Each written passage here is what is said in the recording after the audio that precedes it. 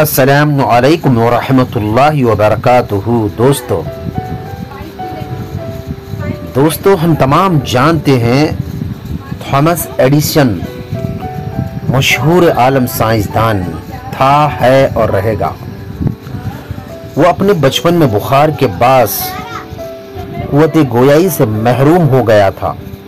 جب وہ چھوٹا تھا تو ایک دن وہ اسکول سے آیا اور ایک بند لفافہ اپنی والدہ کو دیا کہ استاد نے دیا ہے کہ اپنی ماں کو دے دو۔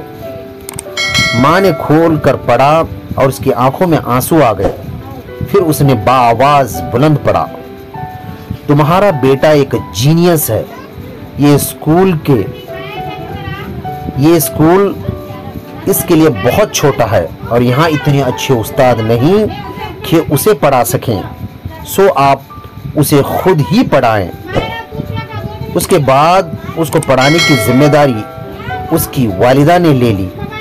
سالوں بعد جب تھامس ایڈیسن ایک سائنسدان کے طور پر مشہور عالم ہو گیا تھا اور اس کی والدہ وفات پا چکی تھیں، وہ اپنے خاندان کے پرانے کاغذات میں کچھ ڈھونڈ رہا تھا کہ اسے وہی خط ملا جس کو اس کے استاد نے بچپن میں اس کے ماں کو لکھا تھا۔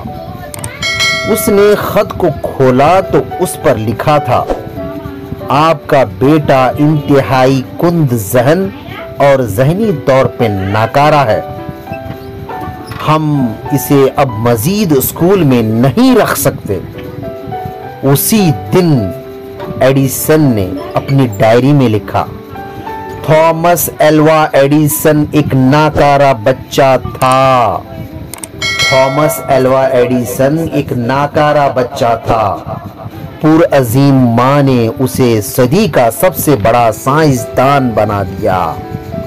پرعظیم ماں نے اسے صدی کا سب سے بڑا سائنسدان بنا دیا۔ دوستو یاد رکھیں، ماں نسلوں کو سنوار دیتی ہے، ماں نسلوں کو سنوار دیتی ہے۔ اللہ حافظ۔ اس ویڈیو کو ضرور شیئر کریں، ہو سکتا ہے آپ کے ایک شیئر سے یہ بات کسی کے دل میں اتر جائے۔